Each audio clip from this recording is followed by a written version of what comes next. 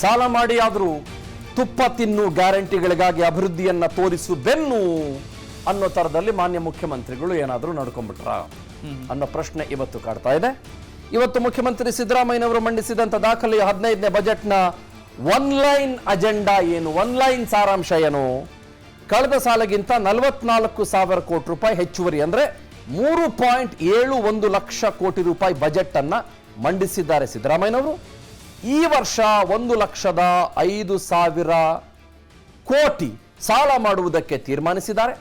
ಅಚ್ಚರಿ ಏನಪ್ಪಾ ಅಂತಂದ್ರೆ 1,05,000 ಕೋಟಿ ಸಾಲದಲ್ಲಿ ಅಭಿವೃದ್ಧಿಗೆ ಹೆಚ್ಚು ಹಣ ಮೀಸಲು ಇಟ್ಟೇ ಇಲ್ಲ ಅಂತನ್ನೋದು ಅದು ಬಹಳ ನಿರಾಶಾದಾಯಕ. ಅದರ ಜೊತೆಗೆ ಬರೋಬ್ಬರಿ 195 ನಿಮಿಷಗಳ ಬಜೆಟ್ ಭಾಷಣ ಇದು. ಸಹಜ ದಾಟಿಯಂತೆ ಕವನಗಳನ್ನ ವಚನಗಳನ್ನ ಮೆಲುಕು ಹಾಕ್ತಾ ಸಿದ್ದರಾಮಯ್ಯನವರು 74ರ ಇಳಿ ವಯಸ್ಸಿನಲ್ಲಿ ಭಾಷಣ 3 ಅವರು 15 ನಿಮಿಷ ಓದಿದ್ದು ಖಂಡಿತ ದಾಖಲೆ. And this was his 15th budget, successful budget. ಇದ್ರ ಬಗ್ಗೆ let's begin and let's talk. Before that ಒಂಚೂರು ಕೇಳಿಸ್ಕೊಳ್ಳೋಣ, ಒಂಚೂರು ಮೆಲುಕು ಹಾಕೋಣ ಅವ್ರ ಮಾತುಗಳನ್ನ. ಆಗದು ಎಂದು ಕೈಲಾಗದು ಎಂದು ಕೈಕಟ್ಟಿ ಕುಳಿತರೆ ಸಾಗದು ಕೆಲಸವು ಮುಂದೆ, ಮನಸ್ಸೊಂದಿದ್ದರೆ ಮಾರ್ಗವು ಉಂಟು ಕೆಚ್ಚದೆ ಇರಬೇಕೆಂದು ವರನಟ ಡಾಕ್ಟರ್ ರಾಜ್ಕುಮಾರ್ ಅಭಿನಯದ ಹಾಗೂ RN ಜಯಗೋಪಾಲ್ ರಚಿಸಿದ ಬಂಗಾರದ ಮನುಷ್ಯ ಚಿತ್ರದ ಈ ಹಾಡಿನಂತೆ ದೇಶದ ಯಾವುದೇ ಸರ್ಕಾರ ಜಾರಿಗೊಳಿಸದ ಅತ್ಯಂತ ಬೃಹತ್ ಪ್ರಮಾಣದ ನೇರ ನೆರವು ನೀಡುವ ಗ್ಯಾರಂಟಿ ಯೋಜನೆಗಳನ್ನು ಅತ್ಯಂತ ಕಡಿಮೆ ಅವಧಿಯಲ್ಲಿ ಪರಿಣಾಮಕಾರಿಯಾಗಿ ಅನುಷ್ಠಾನಗೊಳಿಸಿದ ಶ್ರೇಯ ನಮ್ಮದಾಗಿದೆ. 2024-25 ಸಾಲಿನಲ್ಲಿ ಒಟ್ಟು 2,90,531 ಕೋಟಿ ರುಗಳ ರಾಜಸ್ವ ವೆಚ್ಚ, 55,877 ಕೋಟಿ ರುಗಳ ಬಂಡವಾಳ ವೆಚ್ಚ ಹಾಗೂ ಸಾಲದ ಮರುಪಾವತಿ 24,974 ಕೋಟಿ ರುಗಳ ವೆಚ್ಚವನ್ನು ಒಳಗೊಂಡು ಒಟ್ಟು ವೆಚ್ಚವು 3,71,383 ಕೋಟಿ ರುಗಳಾಗುತ್ತದೆ ಎಂದು ಅಂದಾಜು ಮಾಡಲಾಗಿದೆ. ಮದ್ಯದ ಘೋಷಿತ ಸ್ಲ್ಯಾಬ್ಗಳನ್ನು ತರ್ಕಬದ್ಧಗೊಳಿಸುವ ಮೂಲಕ ನೆರೆ ರಾಜ್ಯಗಳ ಮದ್ಯದ ಬೆಲೆಗಳಿಗೆ ಅನುಗುಣವಾಗಿ IML ಹಾಗೂ ಬಿಯರ್ನ ಸ್ಲ್ಯಾಬ್ಗಳನ್ನು ಪರಿಷ್ಕರಿಸಲಾಗುವುದು. So what we will do now, ಈ ಬಜೆಟ್ನ 5 ಪ್ರಮುಖಾಂಶಗಳನ್ನು ನಿಮ್ಮ ಮುಂದೆ ಇಡುವ ಪ್ರಯತ್ನ ನಾವು ಮಾಡ್ತೀವಿ. ನಮ್ಮ ಹಿಂದೆ ಇರುವಂತಹ LED ಪರದೆಯನ್ನು ತಾವು ಗಮನಿಸಬಹುದು. ಈ ಬಜೆಟ್ನ ಕಂಪ್ಲೀಟ್ ಅನಾಲಿಟಿಕಲ್ ಡೀಟೇಲ್ಸ್ ನಿಮ್ಮ ಮುಂದೆ ನಾನು ಇಡ್ತಾ ಹೋಗ್ತೀನಿ. ಸಿದ್ದರಾಮಯ್ಯನವರ ಬಜೆಟ್ನ ಒಳಸುಳಿಗಳಲ್ಲಿ ನಂಬರ್ 1 ನಾವು ಗಮನಿಸಿದ್ದು ಏನು ಅಂತಂದ್ರೆ, ಗ್ಯಾರಂಟಿ ಯೋಜನೆಗಳ 52,000 ಕೋಟಿ ರೂಪಾಯಿ ಹೊಂಚೋದಕ್ಕೆ ಸುಮಾರು 20,000 ಕೋಟಿ ರೂಪಾಯಿಗಳಷ್ಟು ಹೆಚ್ಚು ಸಾಲವನ್ನ ಮಾಡಿದ. ಇದು ಈ ಬಜೆಟ್ನ ಪ್ರಮುಖ ಅಂಶಗಳಲ್ಲಿ ನಂಬರ್ 1 ಸ್ಥಾನವನ್ನು ಪಡೆದುಕೊಳ್ಳುತ್ತೆ.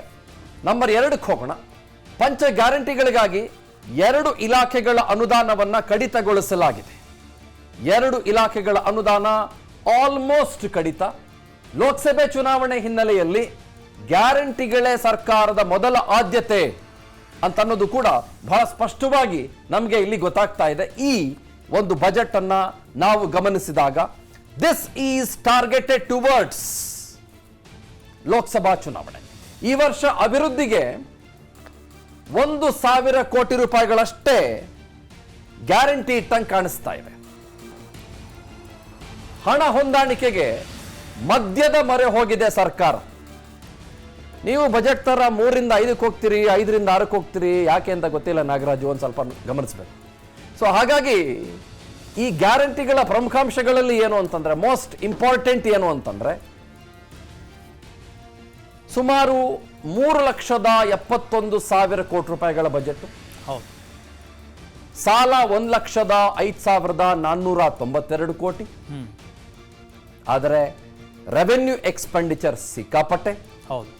ಕ್ಯಾಪಿಟಲ್ ಎಕ್ಸ್ಪೆಂಡಿಚರ್ ಕಳೆದ ವರ್ಷಕ್ಕೆ ಹೋಲಿಕೆ ಮಾಡಿಕೊಂಡ್ರೆ ಆಲ್ಮೋಸ್ಟ್ ಕೇವಲ 1,000 ಕೋಟಿ ರೂಪಾಯಿಗಳಷ್ಟು ಹೆಚ್ಚು ಮೀಸಲು. ಅಲ್ಲ, ಸಾಲ ಸಿಕ್ಕಾಪಟ್ಟೆ ಮಾಡಿ ನಮ್ಮ ರಾಜ್ಯಕ್ಕೆ ಏನು ತೊಂದರೆ ಇಲ್ಲ, ನಾವು GSDP-ಯಲ್ಲಿ ಒಳ್ಳೆ ನಂಬರ್ಸ್ ಹೊಂದಿದೀವಿ. ಹೌದು. ಇನ್ನೂ ಒಂದು 20,000 ಕೋಟಿ ಹೆಚ್ಚಿಗೆ ಸಾಲ ಮಾಡಬಹುದು, ತೊಂದರೆ ಇಲ್ಲ. ಸಾಲಕ್ಕೆ ಲಿಬರ್ಟಿ ಇದೆ. ಲಿಬರ್ಟಿ ಇದೆ. ಆದ್ರೆ ಆ ಲಿಬರ್ಟಿಯನ್ನ ನಾವು ಬರೀ ರೆವೆನ್ಯೂ ಎಕ್ಸ್ಪೆಂಡಿಚರ್ ಗಳಿಗೆ ಬಳಸ್ಕೊಂಡು ಕ್ಯಾಪೆಕ್ಸ್ ಗಳಿಗೆ ಏನು ಬಳಸ್ಕೊಳ್ಳದೆ ಉದ್ಯೋಗ ಸೃಷ್ಟಿ ಆಗೋದಿಲ್ಲ, ಹೊಸತನಗಳು ಬರೋದಿಲ್ಲ ಅಂತ ಅನ್ನೋದು ಅತ್ಯಂತ ಸ್ಪಷ್ಟವಾಗಿ ನಮಗೆ ಇದರಿಂದ ಗೊತ್ತಾಗ್ತಾ ಇದೆ.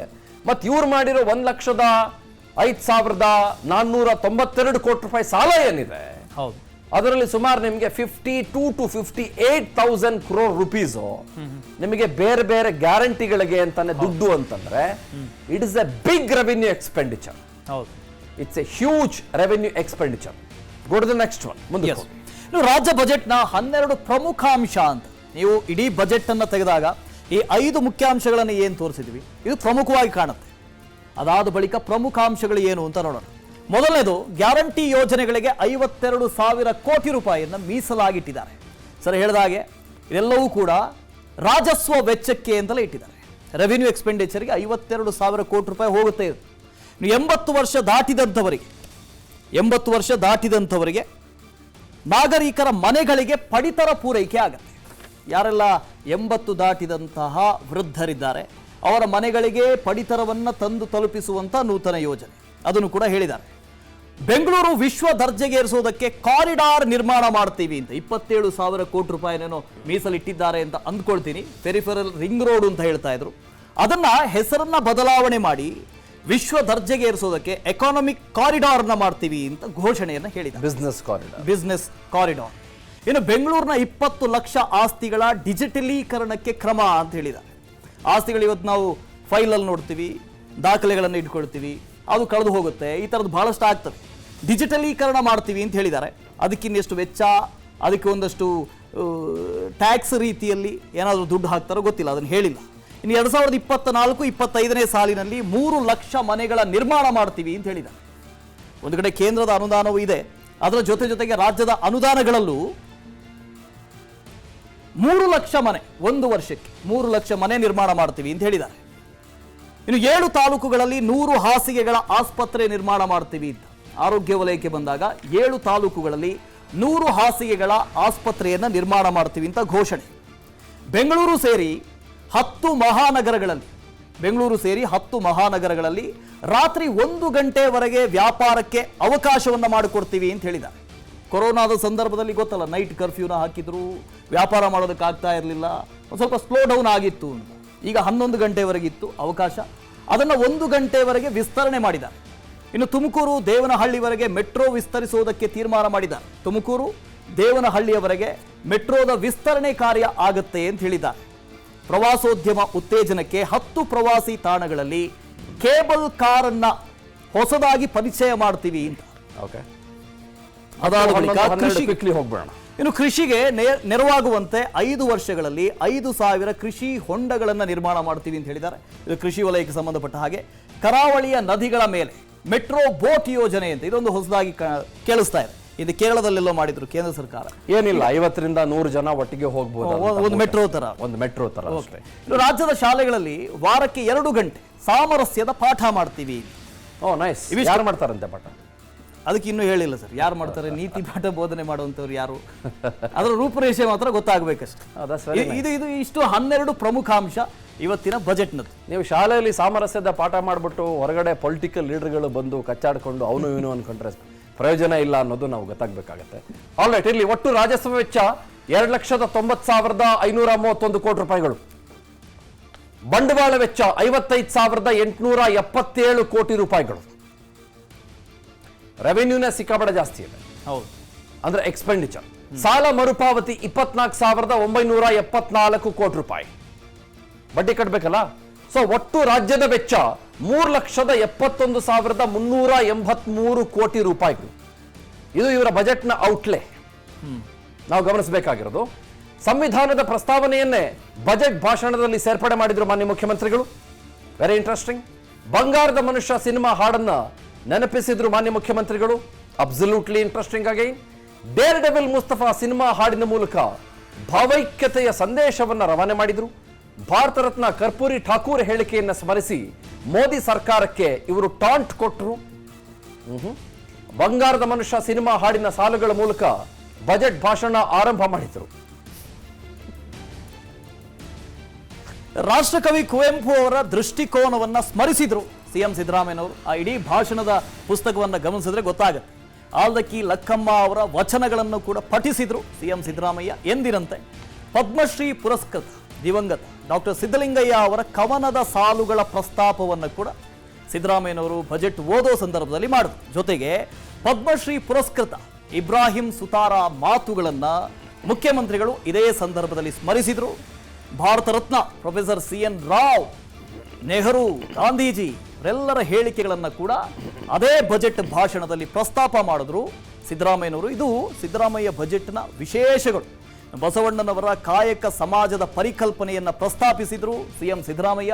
ಹೀಗೆ ಬೇರೆ ಬೇರೆ ಬೇರೆ ಬೇರೆ ವಿಶೇಷತೆಗಳನ್ನು ಹೇಳ್ತಾ ಹೋದ್ರೆ ಬಹಳಷ್ಟಿದೆ. ಸಂವಿಧಾನದ ಪ್ರಸ್ತಾವನೆಯನ್ನ ಬಜೆಟ್ ಭಾಷಣದಲ್ಲಿ ಸೇರ್ಪಡೆ ಮಾಡಿದ್ದು ಇದೆಲ್ಲವೂ. ಅನುಕ್ಷಣದ ಸುದ್ದಿಗಳಿಗಾಗಿ ವಿಸ್ತಾರ ನ್ಯೂಸ್ ಯೂಟ್ಯೂಬ್ ಚಾನೆಲ್ ಸಬ್ಸ್ಕ್ರೈಬ್ ಮಾಡಿ. ಹೊಸ ಸುದ್ದಿಗಳ ನೋಟಿಫಿಕೇಶನ್ಗಾಗಿ ಬೆಲ್ ಐಕಾನ್ ಕ್ಲಿಕ್ ಮಾಡಿ. ಲೇಟೆಸ್ಟ್ ಅಪ್ಡೇಟ್ಸ್ಗಾಗಿ www.vistaranews.com ವೆಬ್ಸೈಟ್ಗೆ ವಿಸಿಟ್ ಮಾಡಿ. ಅಂಗೈಯಲ್ಲೇ ಜಗತ್ತಿನ ಸುದ್ದಿ ತಿಳಿಯಲು ವಿಸ್ತಾರ ನ್ಯೂಸ್ ಕನ್ನಡ ಆಪ್ ಡೌನ್ಲೋಡ್ ಮಾಡಿ.